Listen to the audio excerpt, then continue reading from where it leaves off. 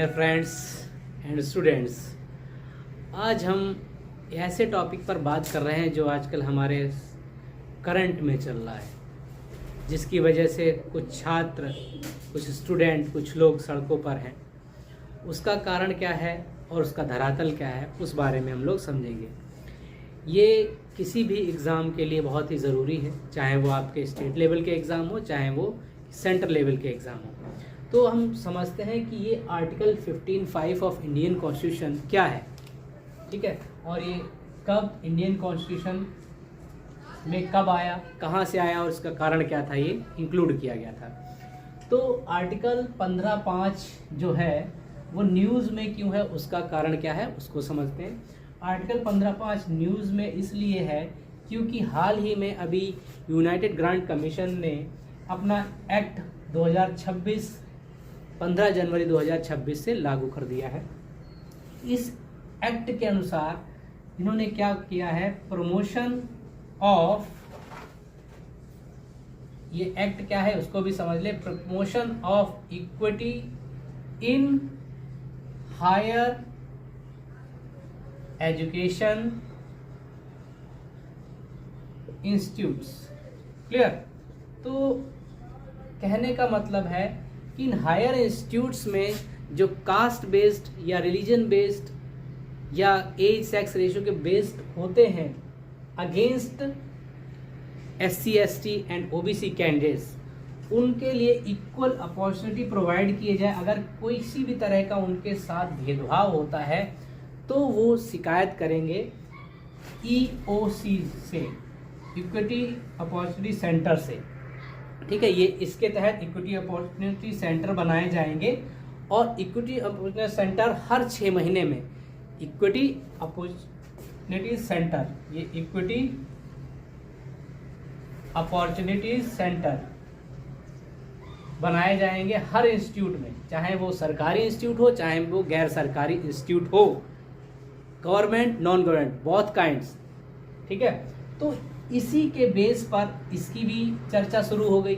तो article 15 sub clause 5 of Indian constitution amend कब आया, 2025 में ये अमेंड करके, कौन सा अमेंडमेंट हुआ था ये भी याद रखना है आपको, 93rd अमेंडमेंट के तहत 2005 में इंडियन कॉन्स्टिट्यूशन में ये 15 सब क्लॉज 5 इंक्लूड किया गया है। जैसे कि आर्टिकल 15 क्या है, छुआछूत या भेदभाव पर आधारित है, तो उसी में सब क्लॉज 5 भी ऐड किया, जिससे कि क्या होता है, हमारे भारत में जितने भी इंडियन कॉन्स्टिट्यूशन इंस्टीट्यूट्स हैं, चाहे वो सरकारी हो चाहे गैर सरकारी है, उनमें SC ST OBC को उनके आरक्षण के आधार पर उनको प्रवेश दिया जाए, ये आर्टिकल ये कहता है, ठीक है। तो entrance in higher institutes of OBCs, SC STs are allowed here in this article। तो ये 2005 में आया था और अमेंडमेंट और लागू कब हुआ था, 2006 में ये लागू हो गया था, फरवरी 2006 से ये लागू हो गया था। लेकिन इस पर कुछ हुआ नहीं। सरकारी वालों में तो चलता रहा कि रिजर्वेशन मिल जाए, लेकिन गैर सरकारी वालों ने इसको फॉलो नहीं किया। तो 2014 में ये मैटर सुप्रीम कोर्ट में गया और सुप्रीम कोर्ट ने कहा कि नहीं, इट इज़ देयर राइट, आप उनको प्रवेश दीजिए, ठीक है, अपने इंस्टीट्यूट्स में उनको दाखिला दीजिए, एडमिट कीजिए उनको। और इतना कहने के बाद उन्होंने सिर्फ एक काम ये गलत कर दिया, सुप्रीम कोर्ट ने अपने हिसाब से किया होगा, उनका विवेक है, हम उस पर कोई नहीं कर रहे हैं, कुछ उस पर कटाक्ष नहीं कर रहे हैं, लेकिन उन्होंने कह दिया कि केंद्र और राज्य सरकार इसका अनुपालन कराने की कोशिश करें। लेकिन आप जानते हैं संसद और विधायक इन सब बातों पे गौर देने का तो समय नहीं है, ठीक है। तो हुआ क्या कि 2005 में और 2014 में तो उस पर कुछ नहीं हुआ। अब बात करते हैं कि ये फिर अब इसका समझ में आ गया होगा कि आर्टिकल 15(5) क्या है। OBC SC ST को एडमिशन के लिए ये बनाया गया था, जिससे कि उनको उनके रिजर्वेशन के आधार पर वहाँ प्रवेश मिल सके, लेकिन वो प्रभावकारी नहीं हुआ। इसके बाद 2014 में सुप्रीम कोर्ट में भी गया, वहाँ उन्होंने कह दिया कि हाँ ये सही है, इनको दाखिला दिया जाए, एक्सेप्ट जो यहाँ ये भी कहा गया है अल्पसंख्यक इंस्टीट्यूट है उनमें बात नहीं की गई थी, केवल सरकारी गैर सरकारी एक्सेप्शन क्या थे वहाँ, अल्पसंख्यक स्कूल या हायर इंस्टीट्यूट है उनमें दाखिले की बात नहीं की गई थी। अब ये क्यों आया UGC act, promotion of equity in higher education institutes?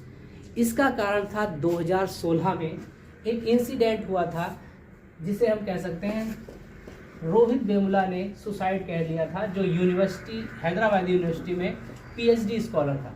कौन? रोहित वेमुला। रोहित वेमुला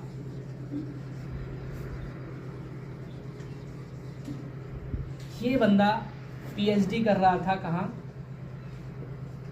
हैदराबाद यूनिवर्सिटी में, और इनको इस बिहाफ पे सस्पेंड कर दिया गया कि आप जो है कास्ट को बढ़ावा दे रहे हैं, आप कास्ट बेस्ड जितने भी मूवमेंट्स होते हैं उनमें आप शामिल होते हैं, और इनके साथ साथ 5 और लोगों को भी सस्पेंड कर दिया गया था 16 में।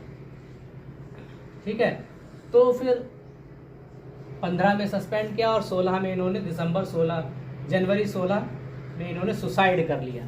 रोहित वेमुला ने सुसाइड कर लिया कि आप एम्बेडकराइट दलित जो एसोसिएशन है उसमें आप पार्टिसिपेट करते हैं, जो इस हमारे इंस्टीट्यूट का माहौल ख़राब करते हैं, क्यों ना आपको सस्पेंड कर दिया जाए। और उसी के आधार पर रोहित वेमुला और उनके 5 साथियों को सस्पेंड कर दिया गया था, और इसी को देखते हुए रोहित वेमुला ने जनवरी 2016 में सुसाइड कर लिया।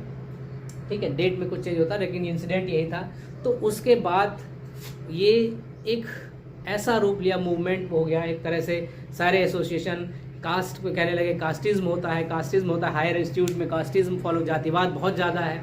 तो इसलिए फिर एक कमेटी बनाई गई सरकार के द्वारा कि आप एक कमेटी बनाइए हायर सेकेंडरी स्कूल के लिए जिसमें कास्टिज्म का, तो वो समिति बनाई गई मिश्रा जी के उसमें अध्यक्षता में, और उस कमेटी ने और उसके आगे और कमेटी में चेंजेस हुए, तो उस कमेटी के आधार पर रिपोर्ट आई और उस कमेटी ने ये एक्ट बनाया 2026, यूजीसी एक्ट 2026।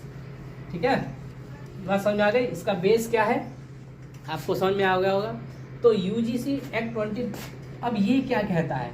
तो जैसे मैंने एक बात की है कि promotion of equity in higher education institutes, वहाँ पर ये अवसर प्रदान करेगा, इक्विटी समानता के अवसर, प्रमोशन ऑफ इक्विटी को बढ़ावा देगा, समानता को बढ़ावा देगा। कहेगा कि कास्टिज्म के खिलाफ होगा ये। ठीक है, किसी भी तरह का अगर कोई डिस्क्रिमिनेशन होता है ऑन बिहाफ ऑफ कास्ट, चाहे वो वहाँ के किसी भी इंस्टीट्यूट के टीचर करते हों, चाहे प्रोफेसर करते हों, चाहे खुद वहाँ के कुछ छात्र अगर करते हैं, किसके अगेंस्ट?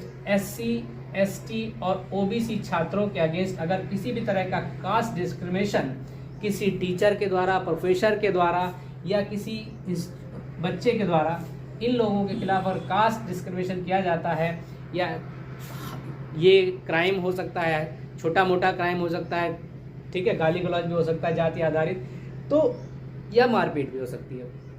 तो अगर ऐसा कुछ होता है तो ये लोग क्या करेंगे, जो इसके आधार पर, अब इसमें क्या कहा गया? इसमें कहा गया है, देखो ये तो समझ में आ गया होगा बात कि किनके के लिए है ये? SC ST OBC के साथ अगर किसी तरह का कास्ट डिस्क्रिमिनेशन होता है तो वहाँ पर ये अप्लाई होगा, वहाँ पर ये लोग शिकायत कर सकते हैं। कहाँ कर सकते हैं? EOC। ठीक है, ये ऑनलाइन पोर्टल बनाया जाएगा, हर इंस्टीट्यूट में एक समिति बनाई जाएगी जो 6 महीने में हर बार अपनी रिपोर्ट यूजीसी को और संबंधित राज्य सरकार को और केंद्र सरकार को देगी। ठीक है, तो EOC क्या है? इक्विटी अपॉर्चुनिटी सेंटर है, इक्विटी अपॉर्चुनिटी सेंटर्स बनाए जाएंगे हर इंस्टीट्यूट में, चाहे वो सरकारी हो, चाहे वो गैर सरकारी हो, चाहे गवर्नमेंट हो, चाहे नॉन गवर्नमेंट हो, उन सभी में ये इक्विटी अपॉर्चुनिटी सेंटर्स बनाए जाएंगे। इक्विटी अपॉर्चुनिटी सेंटर, ठीक है, और ये इनका हेड होगा, इंस्टीट्यूट का जो हेड है वो इसका हेड होगा, बाकी इन सभी का रिप्रेजेंटेशन होगा मैंडेटरी। SC ST OBC के का मैंडेटरी रिप्रेजेंटेशन होगा, जो समिति बनेगी, EOC बनेगा उसमें। ठीक है, और ये क्या कर, ये समिति हर 6 महीने में रिपोर्ट देगी यूजीसी को, राज्य सरकार को, केंद्र सरकार को संबंधित, जिससे कि और ये बताया जाएगा कि ये यहाँ हमारे यहाँ कोई किसी भी तरह कास्ट डिस्क्रिमिनेशन है या नहीं हुआ, कोई शिकायत दर्ज हुई कि नहीं हुई, उस पर फिर अगर ऐसा कुछ होता है, अगर यहाँ ये इंस्टीट्यूट उसको रिजॉल्व नहीं कर पाता है तो यूजीसी क्या करेगा, इनकी मान्यता रद्द कर सकता है, इनके ग्रांट्स रद्द कर सकता है। ठीक है, तो ये क्या होता, अब यहाँ पर ये नहीं कहा गया कि किस तरह का पनिशमेंट दिया गया, इसमें नहीं बताया गया। ठीक है, जो पनिशमेंट के तौर पर आप अगर कोई कास्ट डिस्क्रिमिनेशन करता है, कोई बच्चा या टीचर या प्रोफेसर कोई भी करता है इंस्टीट्यूट का, तो उसको वार्निंग देकर भी छोड़ा जा सकता है, या जो उस इंस्टीट्यूट की गाइडलाइंस हैं उसके तहत उसका रिजल्ट भी डिबार किया जा सकता है, उसको परीक्षा में बैठने से रोका जा सकता है, उसका रिजल्ट रोका जा सकता है, और साथ ही साथ उसको सस्पेंड किया जा सकता है अगर कोई भी बंदा SC ST OBC छात्र के खिलाफ कास्ट डिस्क्रिमिनेशन करता है तो, अन्यथा कोई नहीं। अब इसको लेकर हमारे कुछ छात्र संगठन, जो सवर्ण छात्रों के संगठन हैं, वो सड़कों पर हैं, वो कह रहे हैं ये हमारे लिए बहुत ही घातक सिद्ध हुआ।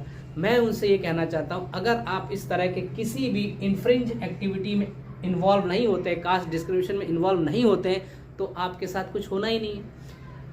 हाँ, कुछ हद तक ये रूल हो सकता है कि कुछ छात्र अपनी खुन्नस निकालने के लिए अपना कुछ मतलब ना दुश्मनी निकालने के लिए कहते हैं ना, अरे दुश्मनी निकाल रहा है वो यार मेरे लिए, तो वहाँ पर भी कुछ हद तक। लेकिन अगर ये 80% राइट है तो ओनली 20% रॉन्ग होगा। ठीक है, तो मेरे ख्याल से सवर्ण छात्र जितने भी हैं, जनरल कास्ट के जितने भी छात्र, उनको इससे डरने की जरूरत नहीं है। ठीक है, तो don't worry about this, just do your study, don't involve in the casteism, fringe elements, you want be any kind of punishment. ठीक है, तो मेरे ख्याल से ये अगर बनता है, ये रूल है, लागू हो गया है, इट इज़ गुड, ये किसी के लिए बुरा नहीं है, बट इसको how we use it, that is depends on that. कैसे हम इसका प्रयोग करते हैं ये निर्भर करता है। कुछ छात्र ये कह रहे हैं, सवर्ण छात्र, कि ये सर SC ST एक्ट की तरह ये दूसरा SC ST एक्ट हो जाए। नहीं, अगर आप जातिवाद में इन्वॉल्व नहीं है, किसी तरह का नहीं करते हैं, कास्टिज्म बेस्ड किसी भी तरह का एक्टिविटी में इन्वॉल्व नहीं, तो आपसे कुछ नहीं कोई कहने वाला, ना आपका हायर इंस्टीट्यूट का हेड कहेगा, ना समिति कुछ कहेगी, वहाँ भी बाकायदा जांच होगी, उसके बाद ही कुछ होगा ना। या ऐसे ही आपने कह दिया, हाँ ये शिकायत पोर्टल पे भी होगी, पोर्टल बनाया गया है बाकायदा, उस पर इन लोगों के खिलाफ अगर कुछ कास्ट बेस्ड प्रॉब्लम होती है तो ये लोग वहाँ शिकायत कर सकते हैं, टीचर के खिलाफ भी कर सकते हैं, किसी स्टूडेंट के खिलाफ भी कर सकते हैं।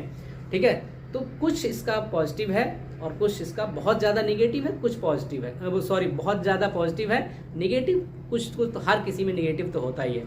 तो डोंट वरी, इसको अप्लाई होने दीजिए, इसको कोई प्रॉब्लम नहीं होगी मेरे ख्याल से। व्हाट डू यू थिंक, आप मुझे कमेंट सेक्शन में जाके बता सकते हैं। So this is UGC Act 2026 and that is Article 15 Subclause 5 of Indian Constitution which is added in 2025 by the amendment of 93rd.